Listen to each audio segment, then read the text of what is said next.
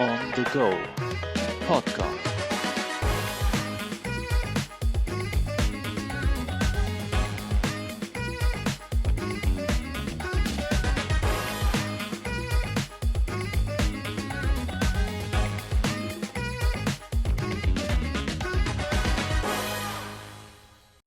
Shaping Tomorrow Through the Needle's Eye.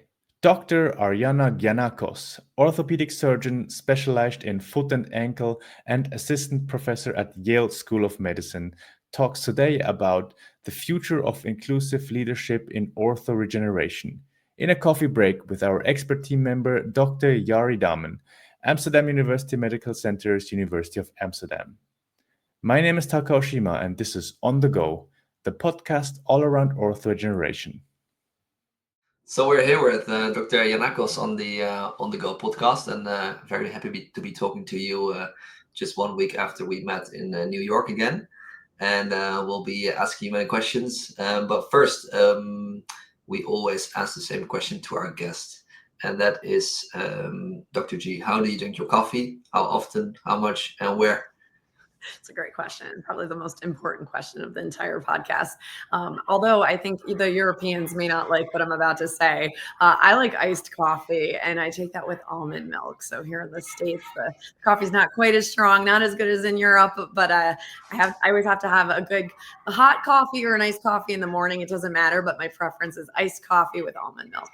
Not too sweet. So is that a cold brew? How you guys call it? Yeah, it's like a cold brew. You know, I think that it helps me wake up faster, gets that caffeine into the system a little quicker. But even if it's freezing and snowing, I still like a good iced coffee, which I think is a little bit crazy, but it's my preference. Is it the Greek in you wants to pretend that it's warm outside, or? Yeah, I guess so. That's true. I'm wishing for summertime in the sun. And well, you're obviously a very busy doctor. Where is a place in a hospital, maybe around your working spot, where you can just relax and take time off a bit and think about the things that you need to focus on with your coffee? Like, what's your go-to spot? My go-to spot. Well, I'm at a couple different hospital sites, working with the university. You know, sometimes we have outpatient clinics and in the OR. I will say the university campus, Yale University, it's a beautiful location. If you ever have a chance to visit and walk around, just great architecture, a lot of history, a lot of park benches. So it is an area that in the summertime, in the spring, and even in the fall when the weather's nicer, you can walk around with either alone or with a friend.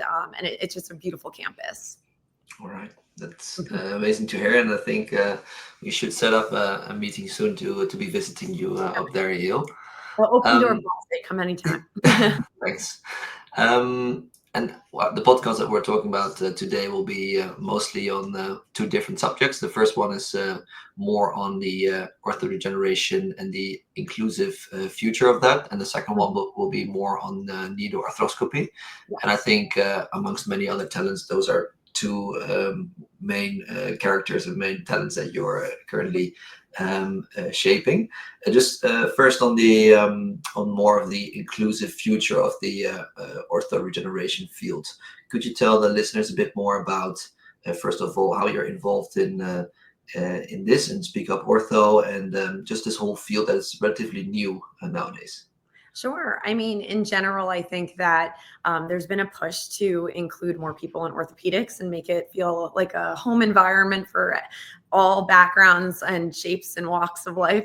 I am currently the president and I'm one of the founding members of Speak Up Ortho, which was a group that was formed basically anonymously so that we could help create a better workplace environment for our trainees, our medical students, residents, and then also for our colleagues and other attending surgeons. And while abusive behavior doesn't happen often, it does still happen in medicine. And we're trying to create a safer space for people to come and be able to train and work so that we can take care of our patients.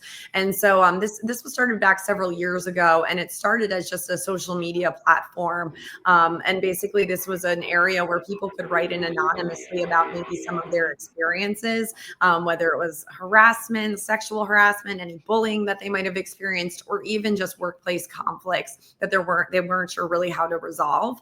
And it was crazy because within the first couple months, there were already 300 300 messages to us. And it wasn't just within the US, this was expanding globally.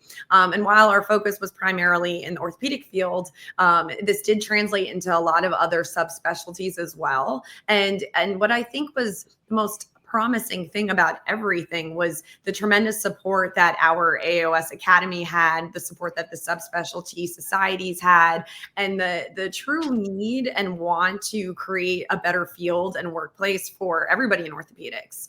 And so we do offer, support, and we have a lot of different events that we host. We work with amazing groups across the country, including Physician Just Equity, which is a great group where if you're going through something, you can get peer support. I'm also part of Ruth Jackson Orthopedic Society, and I'm one of the chairs for the Mentorship Professional Development Committee. And we do a lot of collaborative work in trying to help mentor female surgeons that are coming up, because we still have a lack of female representation, although we really are improving. And this has become really exciting to see the younger generation want to be part of the group.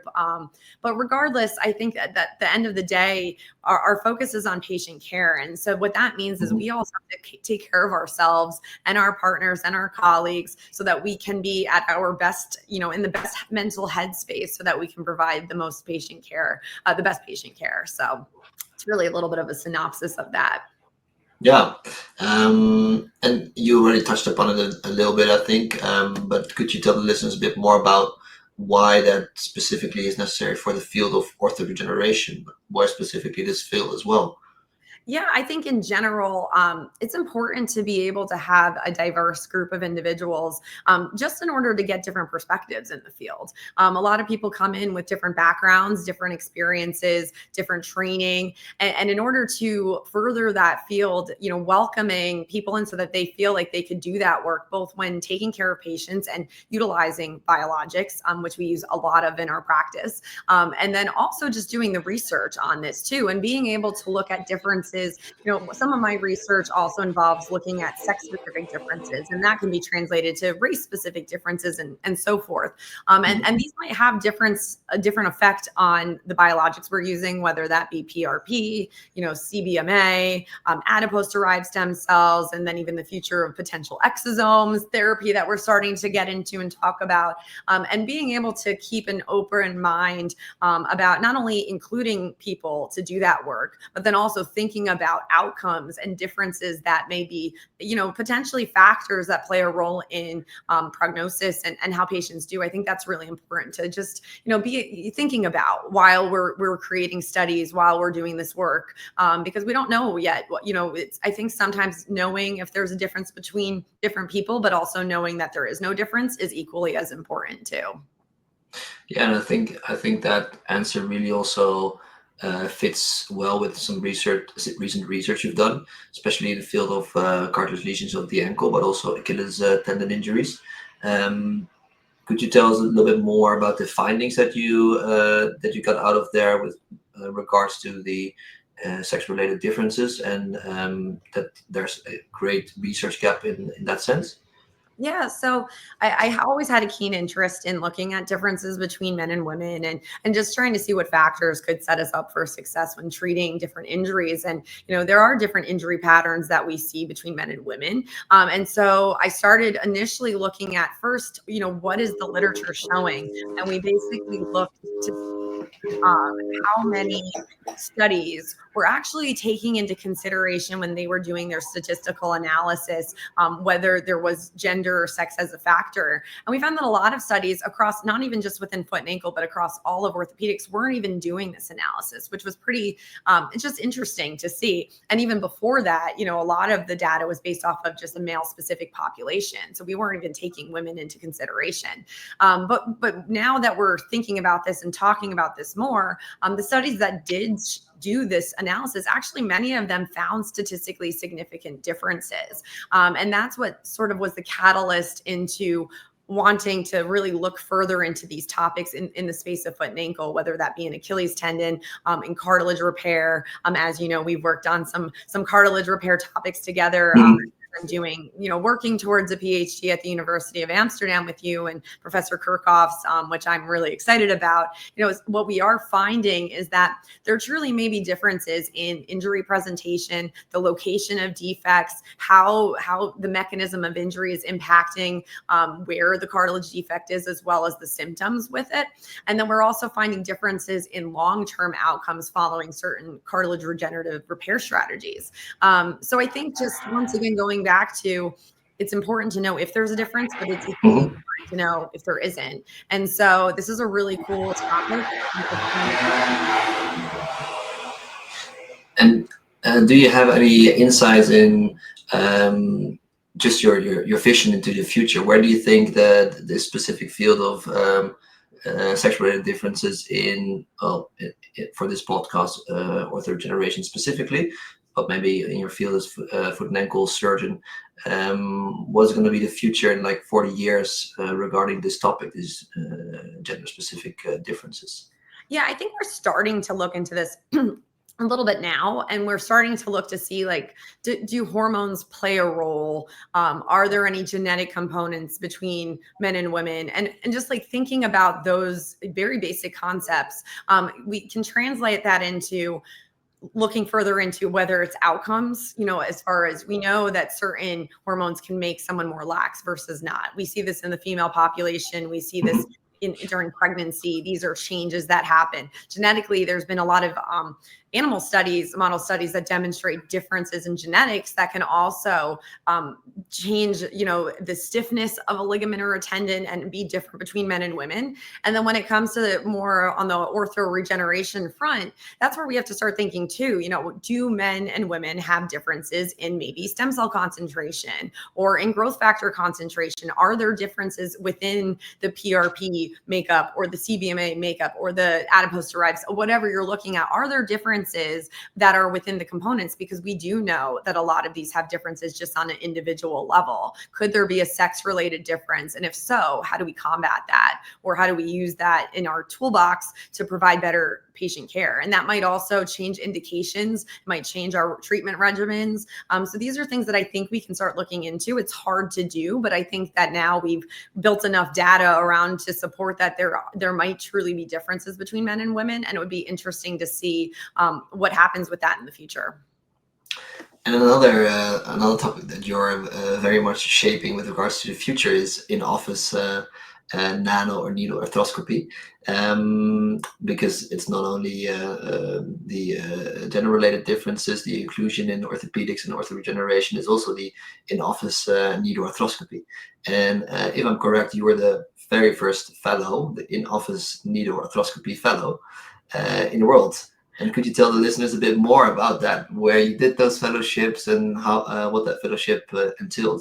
Yeah, no. So I think that one thing that's really exciting in the field of orthopedics, particularly in foot and ankle, is this push for more minimally invasive technologies. And we're trying to do everything with smaller incisions if we can, really to help reduce post-op complications, morbidity, and really help our athletes and our patients return to their activities in sports in a safe and efficient manner. And so one of the things that I am very excited about is the technology of needle arthroscopy, which is really utilizing a 1.9 millimeter camera that you can use in small or large joints. But it allows us to perform the same procedure that we once did in an OR setting with larger incisions, larger instruments under general anesthesia, and now translate that into either a procedure room or an office room where patients can have this done wide awake, essentially, if they'd like, with local anesthetic, thereby reducing a lot of the risks of, the entire operative room process, as well as the general anesthesia complications. So it's really exciting work. I was very lucky to have the opportunity to train with some leaders in this field and this space, one of which was Dr. John Kennedy from NYU, as well as Professor Gino Kirchhoff's in Amsterdam. And then I did a little bit of work with James Calder, also in the UK, on sports injuries and minimally invasive work there. And it is something that it's been really exciting, because it's nice to see some of our experts utilize this instrumentation and also see how they do it differently, and then be able to take that back with me and say, this is how I want to do it, or I think this is good, and pluck out the different, their experiences. And it's been neat to see how well patients have responded to it. There's a lot of times where patients maybe are too sick to undergo anesthesia, and this offers an alternative solution. It also helps reduce healthcare costs overall. You don't necessarily need a whole hospital stay. So I do think that the space of minimally invasive procedures is the future, particularly of foot and ankle, but in orthopedics in general.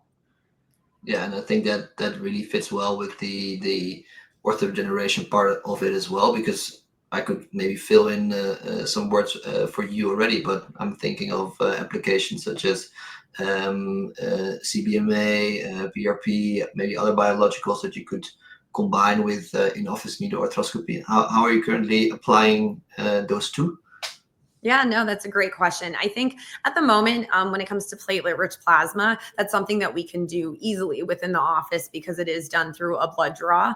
I do know that there are institutions that do harvest concentrated bone marrow aspirate from the iliac crust in the office, although I tend to use our procedure room for that.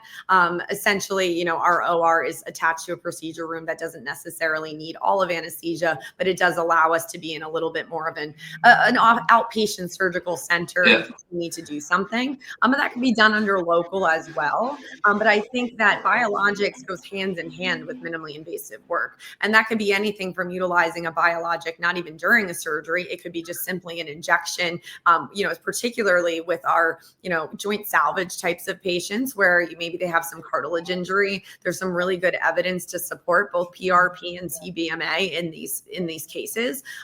Achilles tendon injuries. There's a lot of marathon runners that I see that have severe Achilles tendonitis that just doesn't get better on its own. And a lot of the times PRP or CBMA can really be used as an adjunct either in the office or in conjunction with a needle scope, where we're actually cleaning up the tendon through very small incisions and getting rid of any adhesions and stimulating that tendon to heal. And then we inject in some sort of biologic therapy. And this is all through, once again, small incisions without taking down a whole Achilles, debriding it much. This allows them to return to their activity pretty quickly with this.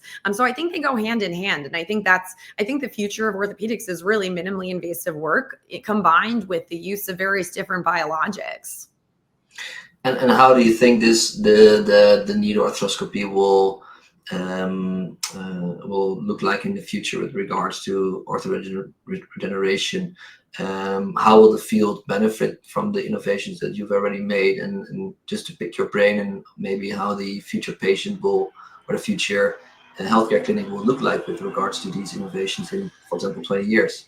Yeah, I think with regards to biologics with needle arthroscopy, I think that needle arthroscopy will be able to allow us to utilize biologics in a more direct visualization manner. Meaning, sometimes we have a really small joint. Maybe it's the first MTP joint, within the foot or in the hand, right? The carpal bones, and even spanning outside of orthopedics. ENT, right? That's another field that utilize a camera for a procedure and also utilize biologics. And I think that utilizing the needle scope can allow us to target where we want to potentially utilize our biologics. And I think that will help us be able to have a better, more confidence in what we're doing for the patient, knowing that we can see very easily through a small incision with local, and then inject or utilize whatever biologic that you have available or that you indicate for the patient. You'd be able to make sure you're getting this in a targeted spot. So I think that in particular is one way that it can be combined together. And then ultimately, if these are more injection types of procedures or maybe smaller debridement, something that can be done in a wide awake patient, these are things that all can be done in an office setting. So you can utilize this in an office, and so that you don't have to schedule a whole surgery center or an OR. And then the patient doesn't have to necessarily gown up, get onto a OR bed or be wheeled back and forth and feel like a sick patient. They actually will be able to just go in and out as if they're just doing a regular doctor's appointment, or one of my mentors used to say going to the dentist, go in and out in that manner, so that in their head, they're able to get back to their activities and they don't feel groggy from the medication or anesthesia or anything like that. And they're able to better understand their treatment too, because they're going to be actively involved. Awesome. And this just makes me think of wanting to ask the question, if you could spill the beans a little bit on some exciting projects that you're currently working on in this field that you're, of course, able to share with our listeners. Could you Yeah, I mean, enlighten us? sure. As far as needle arthroscopy, we are starting to do more cost analysis studies because that's really important. So if we're going to push new techniques and new technology, we need to make sure that this is also cost benefit for, you know, the healthcare system and for the patient. So we are actively working on that. We're also working on comparing diagnostic capabilities of needle arthroscopy with MRI, even because this could also help reduce the overall healthcare burden and costs. You know, if you don't need to wait for an MRI, a lot of patients are not able to get an MRI too, whether that's because of an implant of some sort or claustrophobia or whatever that might be. So those are some of the things that we are working on, in addition to working on ways that we can improve the technology, but also indicate other injuries. We just published a paper in arthroscopy, which was a new technique of a uniportal plantar fascia resection utilizing the needle scope. Obviously, these are indicated really in patients who have failed all kinds of treatment for 1 to 2 years, because most patients don't need surgery for this, but those that do, we're trying to make this a minimally invasive, low risk procedure. And so we're actually doing a study looking at, we got multi-institutional study looking at outcomes with this. So that's really exciting. As far as the needle scope and more minimally invasive procedures, I think we're also working towards looking at studies in combining the scope with other minimally invasive procedures, meaning, for example, you know, for when someone has hallux rigidus and they have a bone spur, maybe they have a cartilage injury in the first MTP joint, you can actually shave that down with an MIS burr, but then you're not looking at the joint fully. So you can actually put the needle scope in, clean out the joint, and look at the cartilage better. When it comes to trauma, I try to do more percutaneous approaches when there's a posterior mal involved. But you know, regardless of the injury, it could be a calc fracture, a talus fracture. We're now looking at patients, looking at how can we incorporate the needle scope to assist with reduction, so that we don't have to necessarily open up and have patients who have large incisions, higher risk of complications and wound problems, and then ultimately postoperative stiffness and adhesions. So that's some of the work we're looking at right now. So Cool. it's exciting. So some cool stuff, I think. Yeah, very exciting and very cool. And just slowly shifting towards the end of the podcast, that made me think of one of the last questions, because it looks like you are having 1,000 exciting projects going on at the same time. Where do you get all the inspiration from for all these exciting projects that are very innovative? It's all that iced almond milk. That's a great question. I think one of the things is just enjoying what you're doing and working with people that you enjoy working with. And I think, you know, it's important that if you want to be a leader in the field and you want to provide the best care for your patients, you really have to be at the forefront of research. I also am very much in the camp that whatever I'm doing, I want it to be evidence-based. So doing research myself allows me to also feel very much confident in the treatments that I'm providing for my patients. And I can then go to my patients and say, not only is this in the literature because someone else wrote it, but this is in the literature because we looked at this and we want to know the answers to these. And I think it's also, you know, being part of Speak Up Ortho, the Ruth Jackson Orthopedic Society, and then also being involved in mentorship committees with the AOS and AOFAS and even Anna. To me, there is something to say about mentorship. And I know for me, that's a bi-directional thing. I've had some incredible both male and female mentors who I wouldn't be here without them. And so if I always said I want to be the person that I wish I had maybe back when I was going through challenging times in residency in medical school. And so my hope is that I can pay it forward the way that my mentors paid it forward to me. And that's also by getting young ones involved in research and teaching them how to do this and trying to stimulate, you know, their excitement about learning all about orthopedics and furthering the field. Very, very nice. Very good advice, I think, for also our younger listeners on the podcast. And then just like we started in the beginning, I mentioned that we met last week in New York for the ICCRA 2025 conference. Could you give our listeners a little bit of an update on how that went, and maybe also spill the beans for our listeners on where the next consensus meeting is going to be? Yes, definitely. So yes, we were both at ICCRA, which was in New York, held at NYU last week. I thought it was an incredible conference. We had over 30 countries represented. It's really neat to see the perspectives of various different surgeons from different parts of the globe, and everyone come together to try to figure out what are the best practice strategies for cartilage repair of the talus and the ankle. And I think that we were able to debate, we were able to lecture, we were able to network and discuss, and that's really how we can pave the way in this space. It also allows us to combine expert opinions so that we can offer some treatment guidance for those who are reading these manuscripts that will be published and those listening into the conference, so that others across the globe can say, okay, this is what a lot of the experts are doing. This is how I can manage my patient and feel more comfortable and confident about that.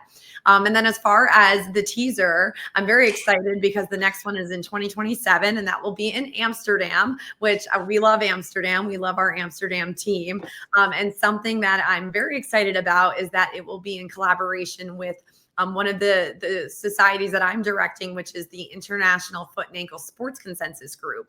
So some of this focus, this upcoming meeting, will actually be on how to manage a lot of these injuries in our athletic population. And we'll be focusing on post-operative recovery, rehabilitation strategies, and how we might be differently managing them in some of our elite athletes. So I think that's going to be a great subspecialty.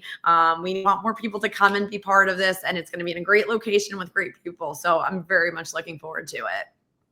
Awesome. I think all our listeners are looking forward to the Amsterdam combined IFASC and ICCRA meeting, and I couldn't have introduced it better than you. And we're definitely looking forward to that in 2027. And the good thing is that On Foundation will be supporting us along the way with that. So we're also very happy about that. Thanks for being on the podcast, and we really enjoyed it, and I really loved our conversation that we had. And looking forward to the many projects that you are finishing soon. Yes, Thanks so much. Thanks so much for having me. It's been great. Always good to talk with you. This was On the Go, the podcast on Orthoregeneration. For more content, stay tuned at my.on-foundation.org. Thanks for listening and have a great day.